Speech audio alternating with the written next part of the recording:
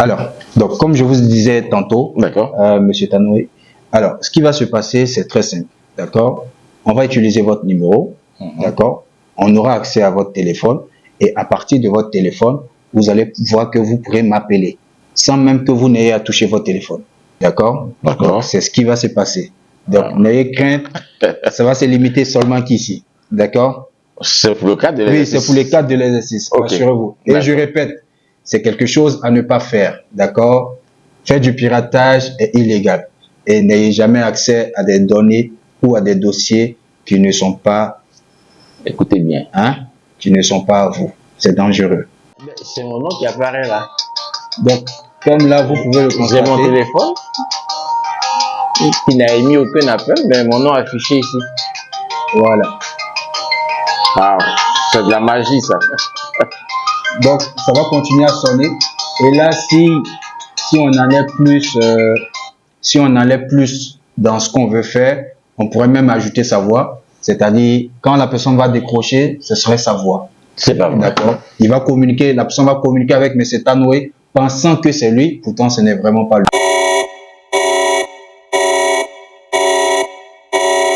Sujet spécial, décor spécial. Amis de CVP, bonjour, quelle que soit votre position. Vous remarquez que nous sommes dans une salle de classe, une salle de formation. Aujourd'hui, on va apprendre beaucoup. Et ça, c'est le leitmotiv de CVP. On va vous apprendre ce que c'est que la cybercriminalité, la cyberattaque. Domaine de l'informatique avec le smartphone. C'est tout à l'heure, vous voyez, je suis en face d'un tableau. Mais il y a des personnes outillées mieux que moi qui viendront tout à l'heure me rejoindre pour qu'on puisse développer sur la cybersécurité, ce que c'est, les dangers auxquels nous sommes exposés. Tout cet univers va être pénétré aujourd'hui dans CVP. Scotchez-vous et abonnez-vous, c'est pas plus tard que maintenant.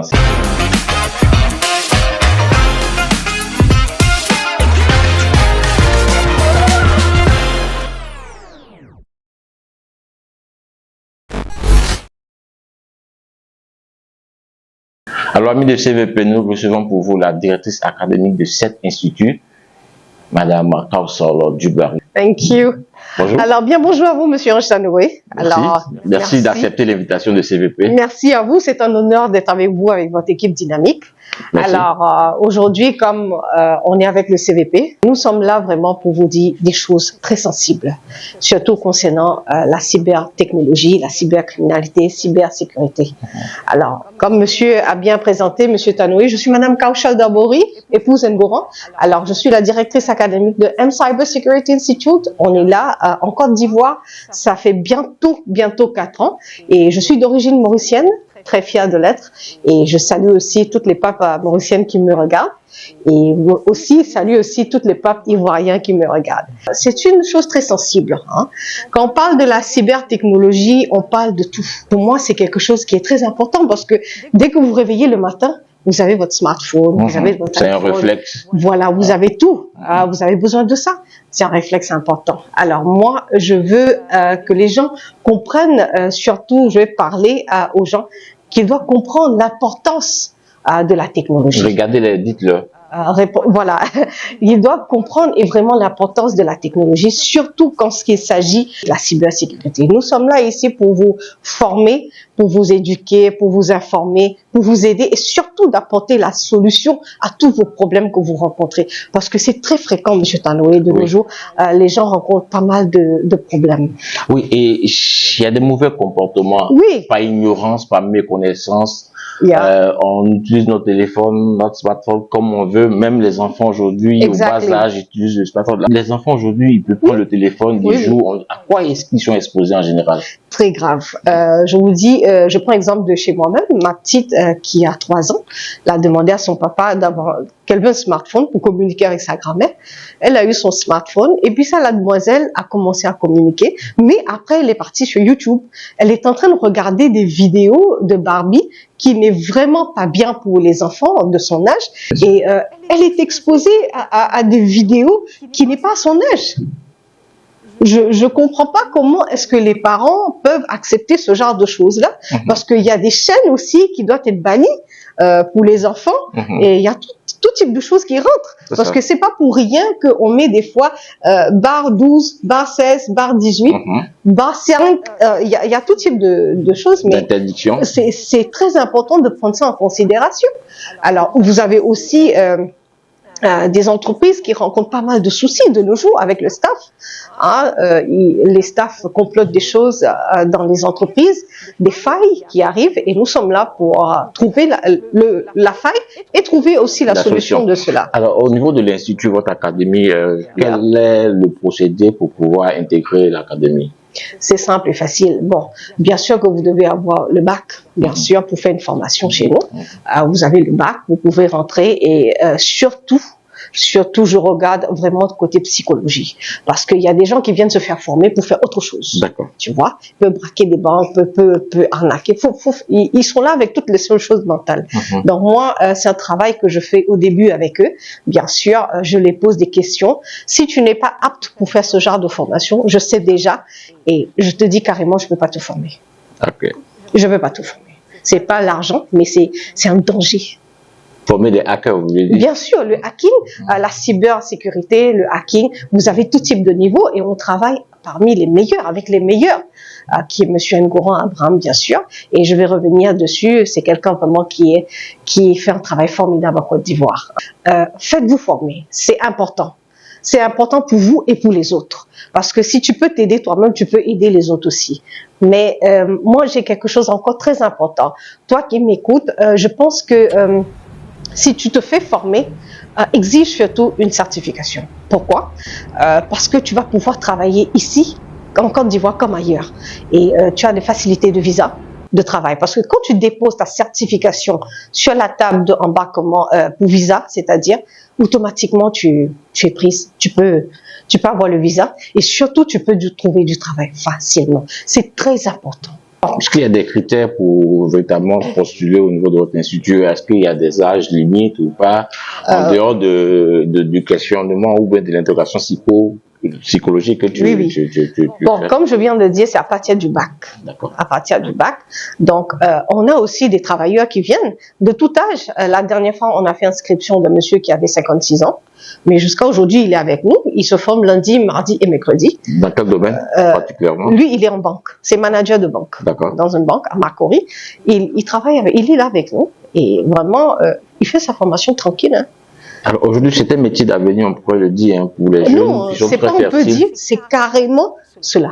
Et il faut vraiment vous accrocher, chercher à connaître vraiment qu'est-ce que ça veut dire la cybersécurité, quelle importance ça a dans votre vie quotidienne. Le numérique, c'est vraiment quelque chose d'extraordinaire. C'est comme j'ai dit dans l'événement la dernière fois, c'est vraiment une sorcellerie vraiment pas possible. C'est de la magie. C'est de la magie vraiment, mais ça existe. Même les pilotes se font former maintenant, Monsieur Tanoué, parce que n'oublie pas que les avions peuvent être hijackés à n'importe quel moment, et c'est les pirateurs qui les hijack, c'est les hackers qui prennent le contrôle de ça. Comme ce qu'on voit dans 24 heures chrono avec Jack Bauer. C'est des faits réels. 24 heures chrono, ce sont des choses réelles que eux ils étaient avancés un peu plus que nous, mais maintenant on est à fond dedans.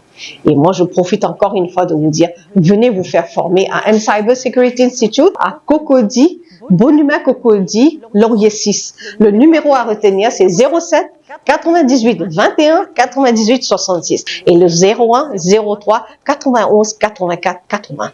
01 03 91 84 80. Appelez-nous à n'importe quel moment. We are free et on va répondre à toutes les questions. N'oubliez pas, je parle aussi aux entreprises qui ont besoin de nos services, qui a pas mal de problèmes qu'ils rencontrent et ils savent pas vers qui tourner vraiment. Alors appelez-nous, profitez-en pour appeler nous et je demande aussi de suivre vraiment le CVP parce que vraiment ils font un travail dynamique et vraiment impressionnant. Merci à vous, Monsieur Tanoué. Madame. Thank you. Merci. Alors, on va mettre le pied dans le plat maintenant. Et c'est avec le maître à penser de cet institut. Il s'appelle M. Ngoran. J'ai eu à le découvrir à une démo lors d'une cérémonie. On va refaire le récap de cette démo et puis on va avancer avec lui. M. Ngoran, bonne arrivée. M. Ngoran, vous êtes dangereux apparemment. Alors, on va rester humble. On va rester humble. Mais un hacker, c'est qui, par définition? Alors, un hacker, il faut comprendre, c'est tout simplement de manière terre à terre, c'est un bidouilleur. D'accord? Donc, c'est quelqu'un qui essaie de comprendre le fonctionnement. D'accord? Ça peut être d'une application, de quelque chose. Et puis, il essaie d'apporter une solution. C'est aussi quelqu'un, en fait, il y en a différentes sortes de hackers. D'accord? Donc, si on veut les mettre dans la définition, il y a par exemple les Black Hat. D'accord? Donc, c'est-à-dire ceux qui portent la casquette blanche. C'est-à-dire eux, ils utilisent leur technologie ou leur connaissance pour aider, bien évidemment, les entreprises, les personnes qui sont dans le besoin. Il y a aussi ceux qui portent aussi la casquette noire. Donc, eux qui utilisent leur connaissance pour faire du mal. Donc, pour avoir accès à des dossiers ou à des données qui ne sont pas les leurs, pour pirater, bien évidemment, etc. Et il y a aussi un autre groupe qui sont les grey hats, c'est-à-dire qui sont entre les bons et les mauvais. Tout dépend de l'humain qu'ils ont. D'accord. Et c'est la médiane, ils sont au milieu. Voilà, ils sont juste au milieu. Voilà. Donc, voici un peu de manière, je vais dire, un peu succincte. Je crois que nous sommes avec la cassette blanche avec vous. Hein. Oui, bien évidemment. Bien évidemment. Okay. C'est pour ça que nous sommes là avec vous pour tenter de donner quelques réponses à nos interrogations. Aujourd'hui, on a peur d'aller sur Internet, on a peur d'avoir des smartphones, on a peur par rapport à nos données à caractère personnel qui sont exposées à travers un numéro de téléphone ou à travers quelques chiffres, des codes. Notre vie est exposée. Comment on doit pouvoir se tenir, comment on doit pouvoir se comporter? Est-ce qu'on a dans nos habitudes, quelles sont nos bonnes habitudes, quelles sont nos mauvaises habitudes par rapport à votre domaine précisément? D'accord. Alors, je pense que c'est très intéressant. Et puis déjà, merci surtout à votre chaîne qui nous donne l'opportunité de pouvoir enfin peut-être légèrement sensibiliser sur ce que les gens ne savent pas. Parce que comme je dis toujours, on ne peut pas se protéger de ce qu'on ne sait pas. Donc, alors, ce qu'il faut comprendre, c'est que nous sommes à un siècle où on ne peut pas s'en passer des technologies. Nous avons constaté qu'il y a quelques semaines déjà la coupure avec Facebook. Bien vrai que il y a eu certaines choses qu'on ne va pas révéler. Il y a aussi à CVP, c'est ce qu'on dit, hein. Ce qu'on ne vous dit pas, c'est ce qu'on ne vous dit pas, c'est véritablement pour éclairer la lanterne des gens en fait. D'accord. Alors, donc il y a eu quelque chose bien évidemment qui s'est passé avec les serveurs de Facebook, donc qui ont été pas mal aussi compromis. Et par la suite, il y a eu plusieurs violations de données. Donc, c'est-à-dire ceux qui n'ont pas pu changer leur mot de passe, etc., se verront soit prendre ou on pourra, c'est-à-dire récupérer leurs données, leur mot de passe, et puis peut-être faire beaucoup d'autres choses derrière. Donc, plusieurs informations comme ça, telles que des noms, des numéros, des adresses mail et plusieurs autres choses. D'accord?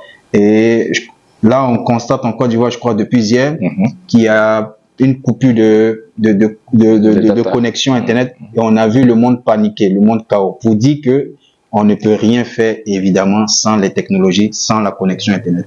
Peu importe le domaine dans lequel on est. D'accord. Mais ce qui est important aussi, c'est que les technologies sont venues pour nous aider, mais en même temps, il y a deux côtés. D'accord? Il y a l'avantage et puis aussi l'inconvénient.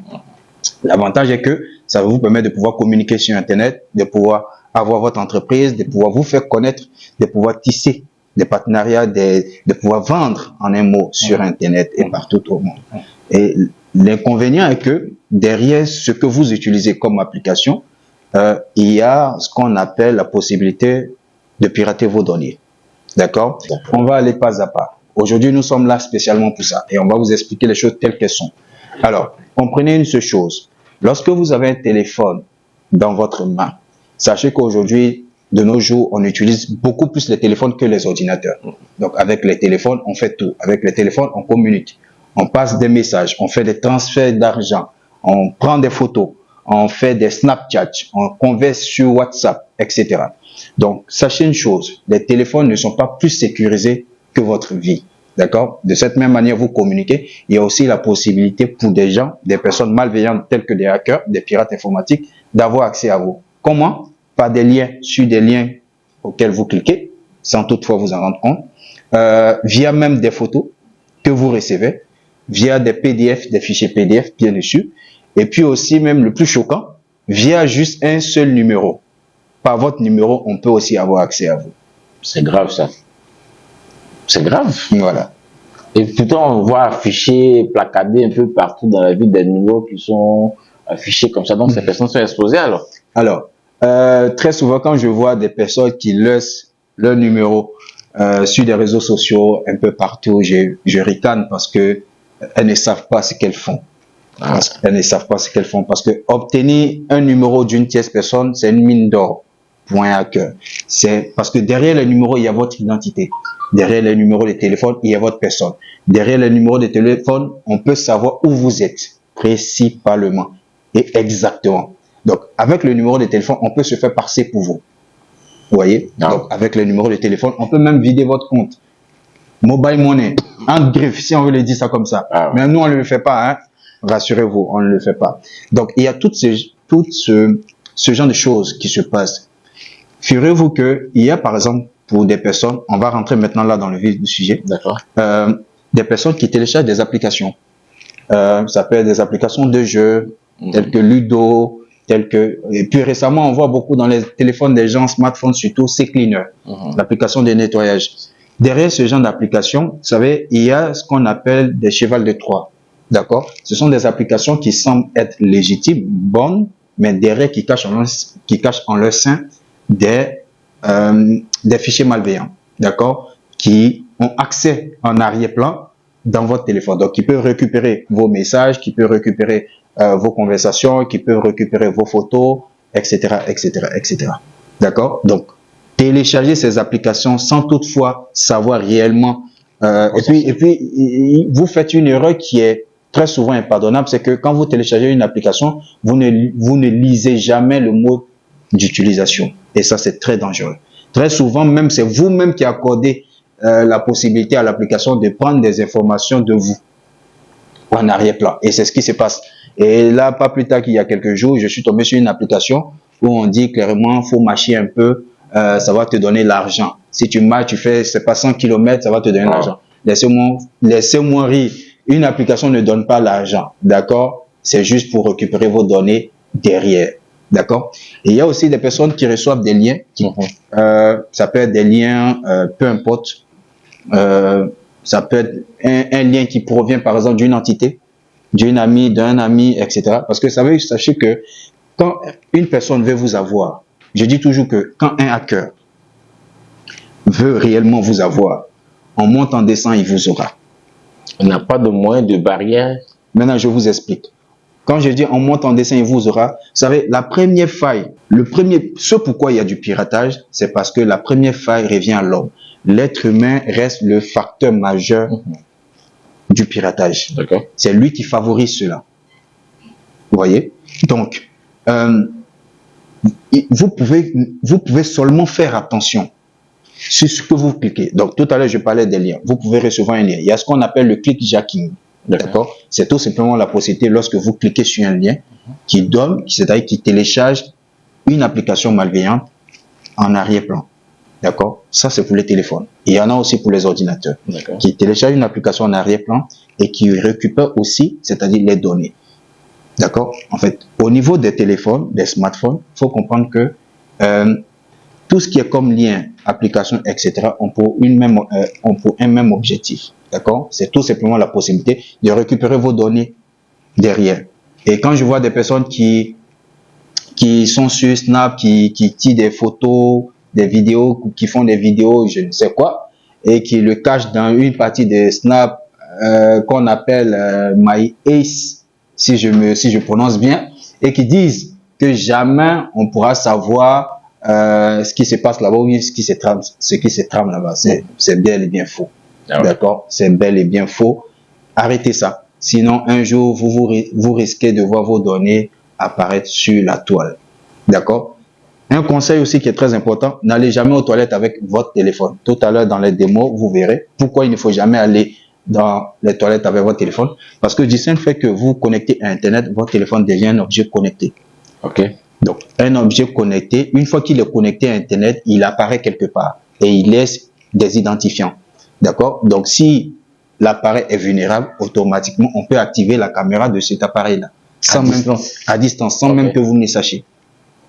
Vous voyez? Ça, c'est de la magie, ça. Voilà. Donc, c'est comme aujourd'hui quelqu'un... Vous savez, et puis au niveau du piratage, ce qui est exceptionnel, c'est que ça se fait de différentes manières.